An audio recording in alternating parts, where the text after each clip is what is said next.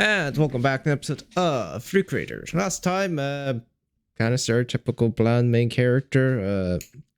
Not too much dialogue. Well, not dialogue. Not too much explanation what the fuck is going on. Just assuming there's fictional characters become more sentient of their living beings coming to our world, destroying maybe their office that may have given up on their work, but don't know how that works, because if they give up on their work, would that mean that world has stopped in time, or it's just progress as normal as if the author never gave up, or what? And how the fuck did the characters become aware of themselves? And our fucking main character is definitely gonna make an OC don't steal to solve this whole fucking story. Let's start.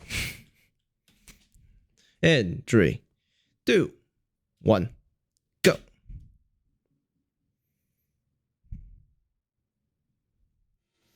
they still in cosplay? Awesome.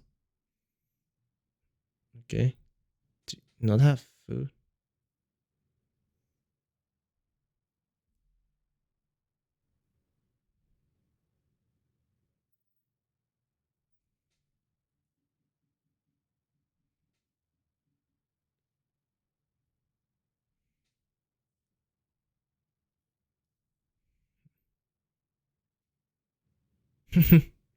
It seems very suspicious. Are you being bullied?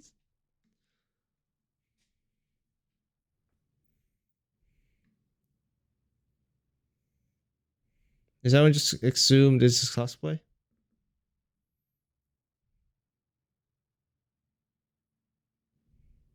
For proof of what?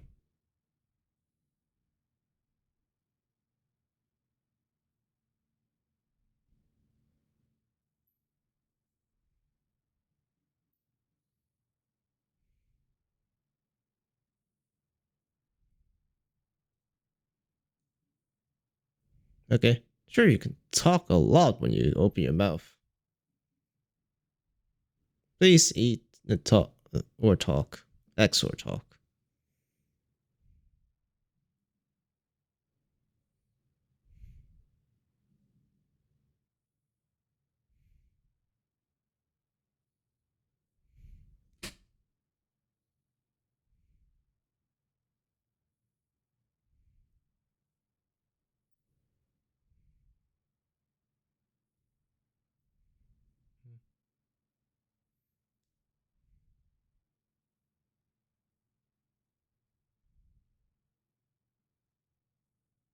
Your tone didn't.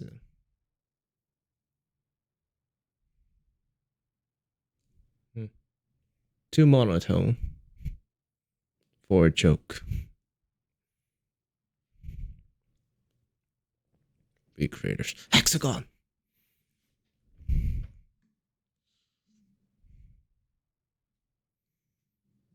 Okay, get a mech anime. Magical Girl and Yakuza? Fantasy again? Detective War? Ooh, murder mystery. Murder mysteries are always funny, I feel like. It's I feel like the same. I feel like it gives the same feeling as if you know the records of Ragnarok. It's like putting fucking Jack the Ripper against a goddamn god. Like, what the fuck is supposed to do without the Valkyries? Like, this guy with a knife. Maybe quite clever and cunning, but I guess same with Detective Noir. But then again, a detective I feel like would be less likely to just go in guns blazing. So I can never reimagine a detective would. So a character from a detective show or story just full on heading into combat. And I feel like the Yakuza was just like, I've seen enough Yakuza media to think they probably just have superhuman strength.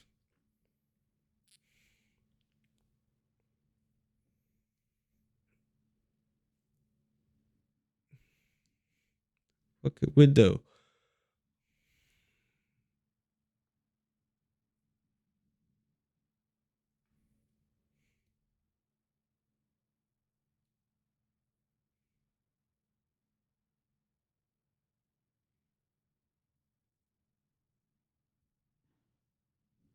Goodness.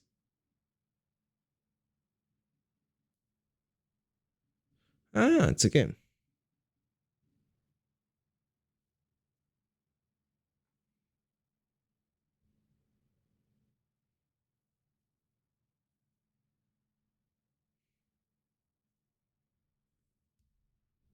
No, he was the main playable character. Technically, I guess.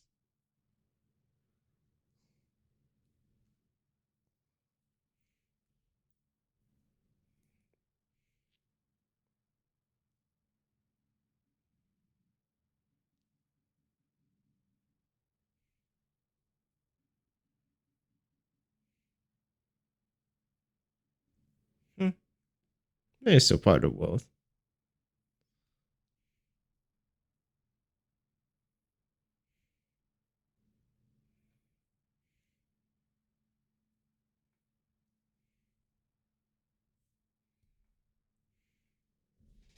Hmm.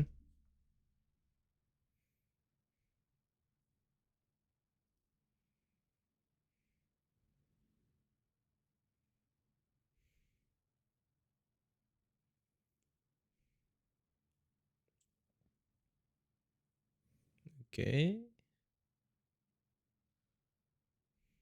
Thankful for creation. Sure. All the rape dojins. Actually, wait. That would make mean those. Oh god, that fucking means that. Oh, not metaphor. Fucking. Oh, what was that? What was that dojin again? It's not meta. Meta. No. No. No. 7 7 7 1 3 2 whatever.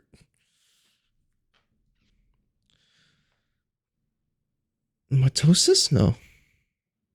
Metamorphosis. That means that fucking story is goddamn true as well.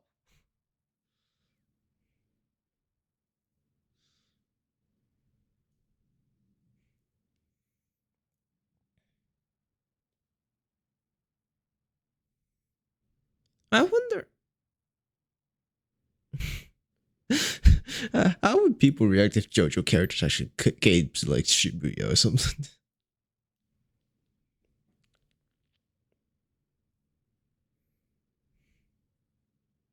No, no. The more interesting thing is that having all the JoJos meet each other in their prime, because Joseph never met Jonathan, and so on. Really. Oh, yeah.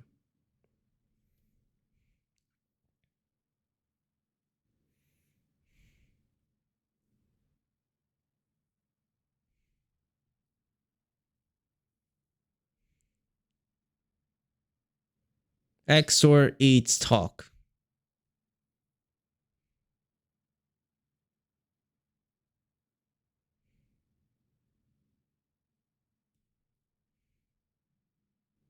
Hmm.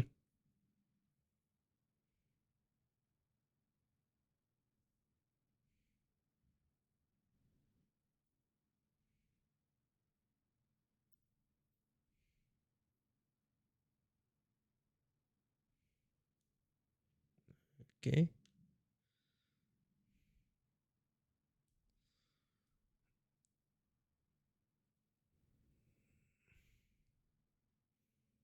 But that's just physics, isn't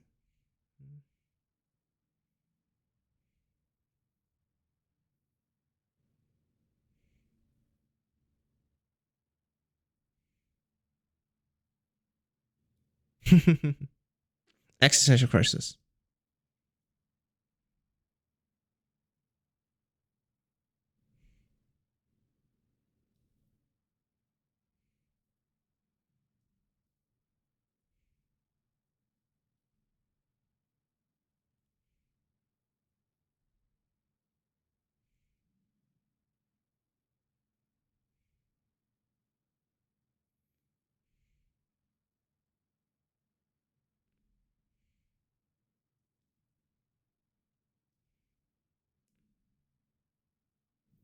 Mm.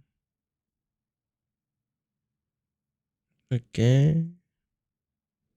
That I'm pretty sure that already exists. It's called fan fiction. It's just you aren't part of that fan fiction. It's a different world. Or headcanon, I guess. That's what that counts.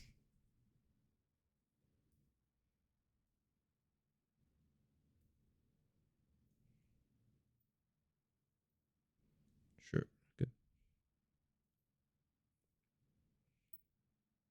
So we're just the main timeline. Okay.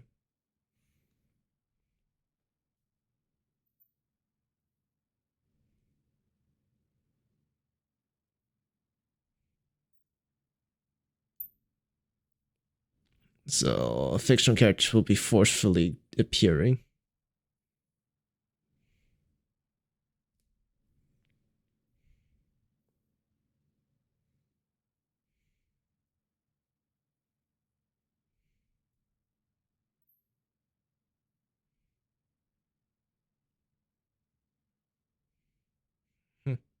Yes, our world. Fuck you. All of you. The next time will be and they all had sex. And they all die. Done.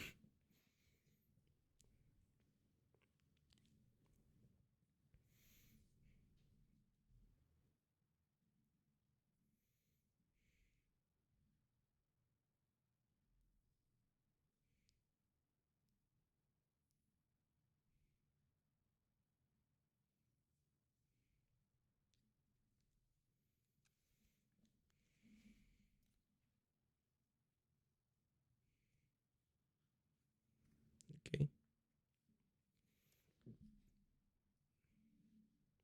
Munchling? Beta?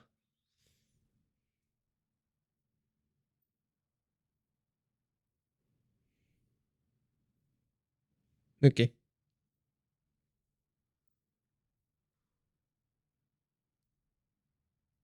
Hmm.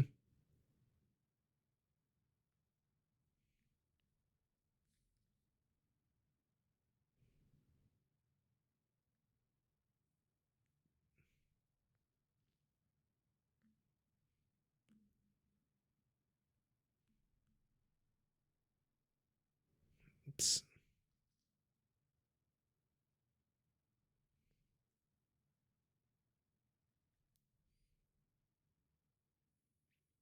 well, just call yourself a cosplayer. A passionate fan.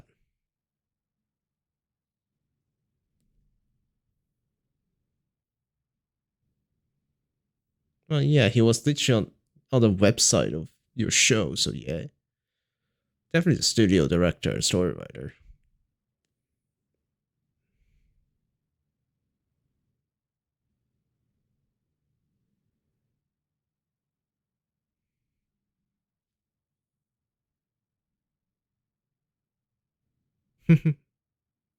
Yeah, we've seen your bath scene as well.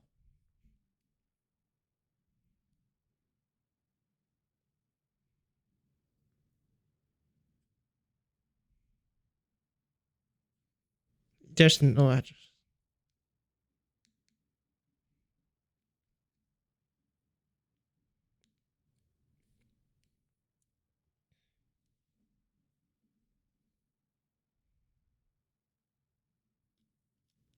Yeah?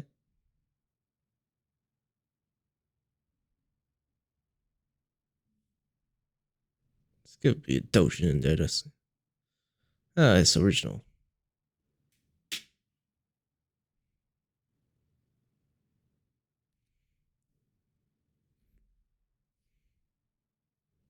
Artist block.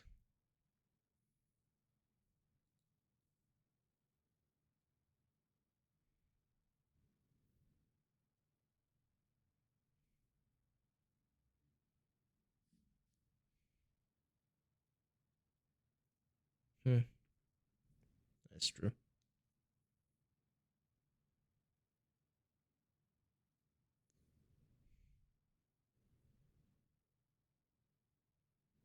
Hmm.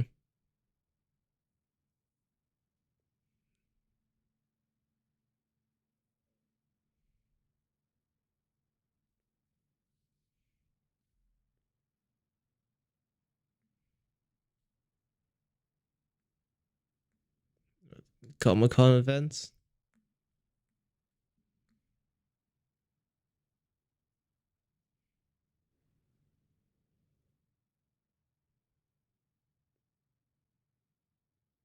Love what?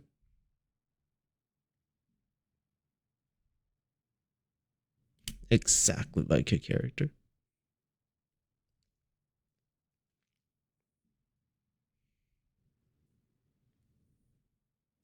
Yeah. Doesn't need to go through secretary, HR, and things that.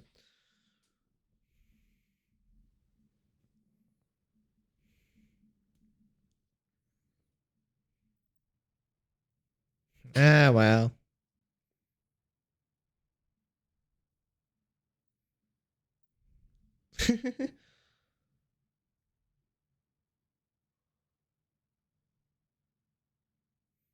So, could it pretend to be a cosplay?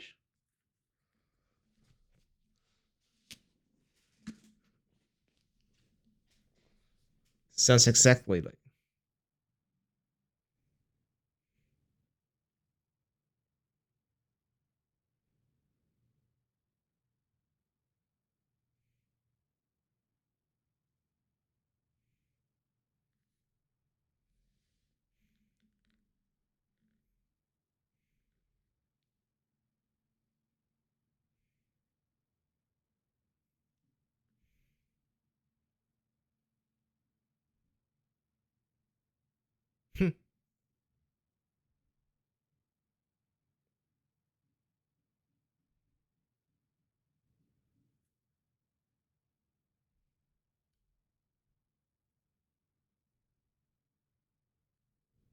Okay.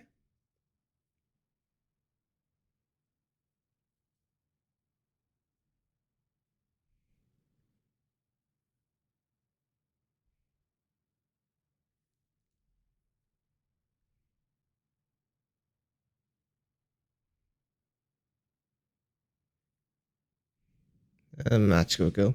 Show you.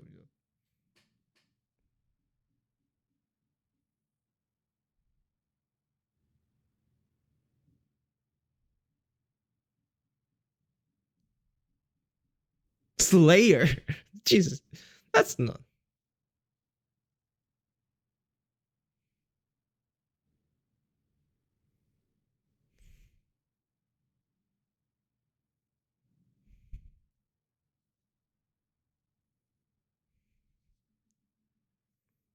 Let's see. Just forgot.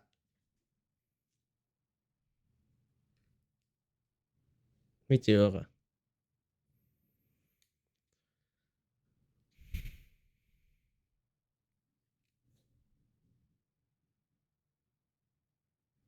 To do what?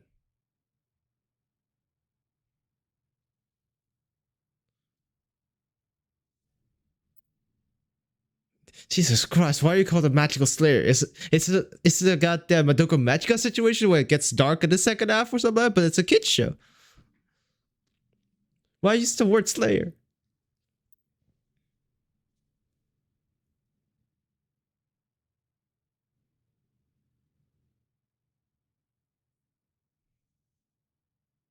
She's tall.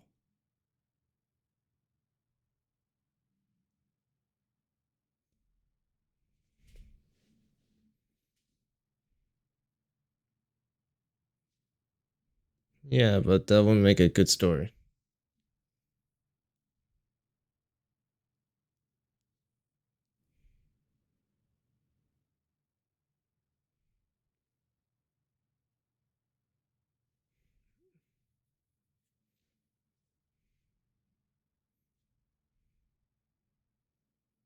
But it's more like myths and legends. Your own world sets.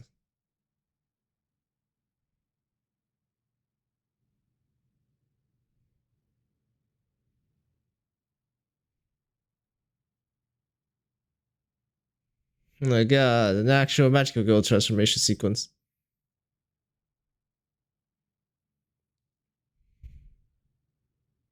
It's a candy themed season?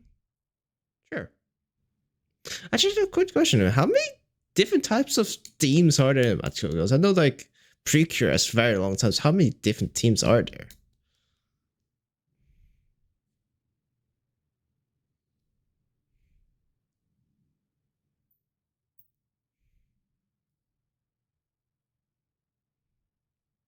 Jesus! You pay for that? I don't call the fucking ambulance or fire. Okay.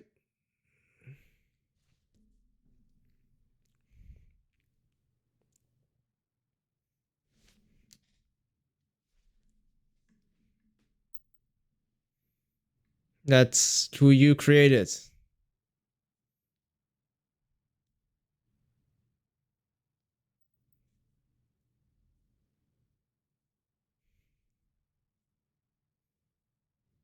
These chains. It's the exact part. How many studios and how many fucking have to have access to that sound clip? I hear it everywhere. What the fuck? How ready available is that fucking sound bites?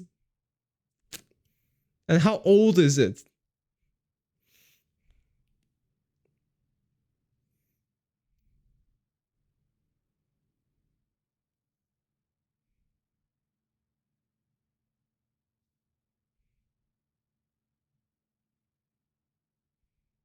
Jesus Christ.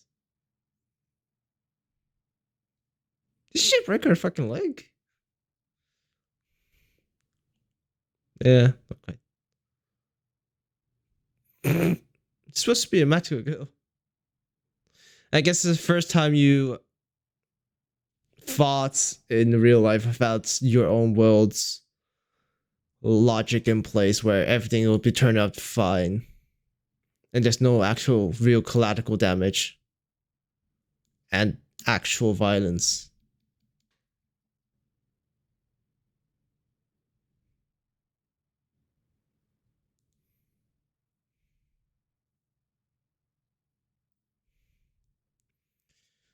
So I guess they bring their inert abilities, but not their story worlds lost to this world. Okay, that's fair.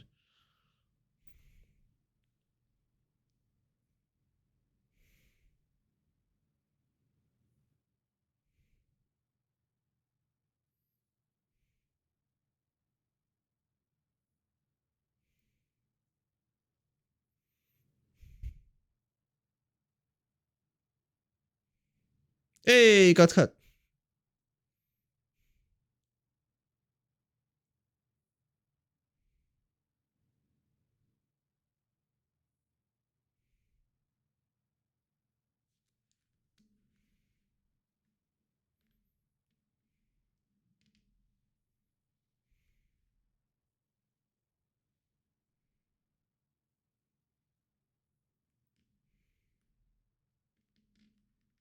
Jeez, let's stop. Let's stop doing that. Do you only have fucking... Do you only have offensive spells or something? Do you not have fucking... like, ceiling spells, things like that? You're about to go, you probably have something else like that, right? Why don't you just keep for a fucking big heart explosion? If you just want to talk.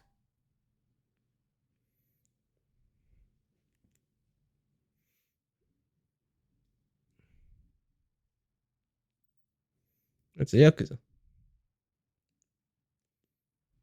That's not a physical.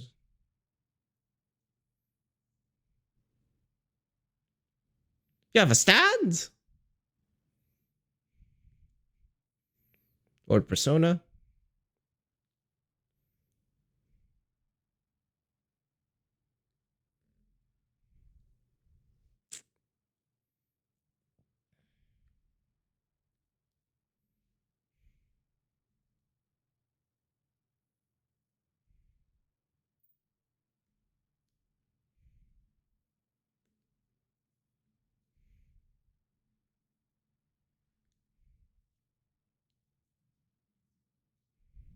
That one.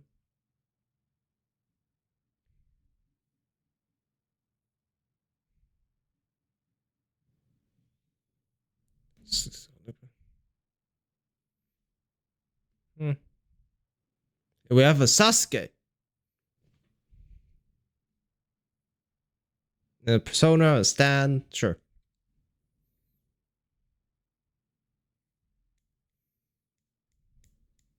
No real explanation, but more glossing over the fact, I guess. But oh well, that works. Don't need to think too deep about it, I guess. Like, again, with this, like, sure, the creator can change the world, but why would they?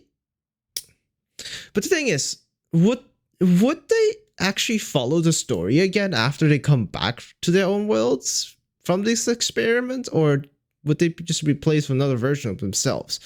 Because I doubt that you would be acting the exact same if, you know, you've gone to the land of gods, met your creator, and, you know, done some shit. Costly events.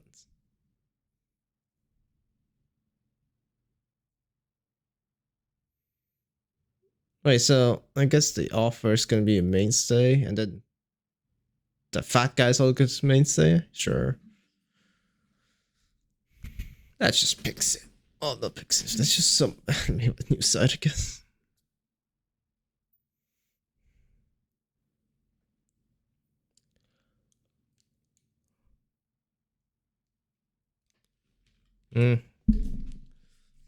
Yeah, okay.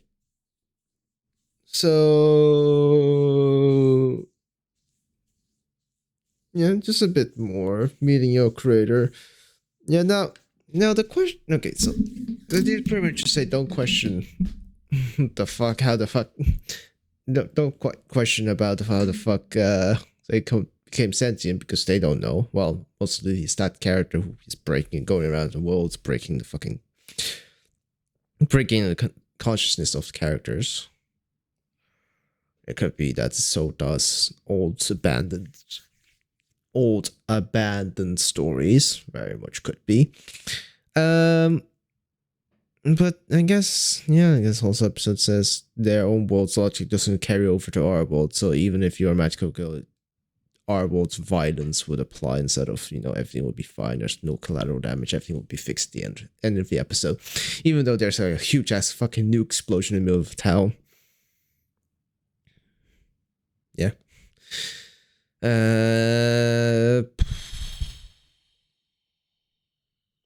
Yeah, just a lot of talking this episode, really.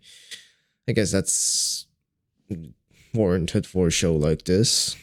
But for now, like, I don't know. I don't quite get what Victoria means by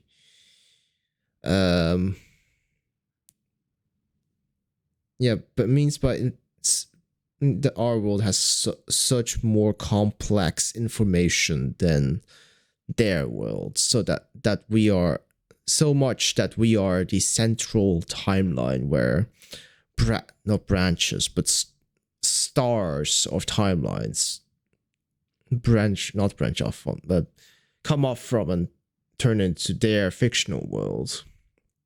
Like, from at least how we got represented Celestia's world, it just looks like an actual fully fleshed out world.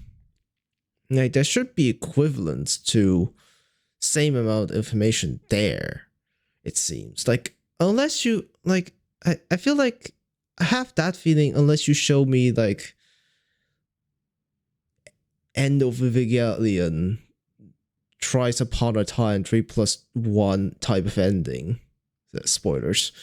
Where it pretty much becomes clear that the show was an act, an literally tokusatsu set, CGI, green screen. Then I would say, oh yeah, your world definitely has way less information. You just perceive it as much information as we have, but there really isn't much else outside of the story constraints, you could say. What I'm pretty much saying, make it like a video game facade, where if you clip into something that you're not supposed to, you see the underside, that there's no interior to the building, no something, but you never noticed because you're a character. so you never really interact with those stuff unless specified otherwise. And if you're specified otherwise, the information would be there, made from the author. So, yeah. Yeah. That would be great, but I can't really assume that. It hasn't been stated. It's like that. Like, the thing is, Celestia, at least the version of Celestia we see is from an anime. At least I think, yeah, anime. Because the main character was watching anime, he got transported to that world, so I think it's an anime.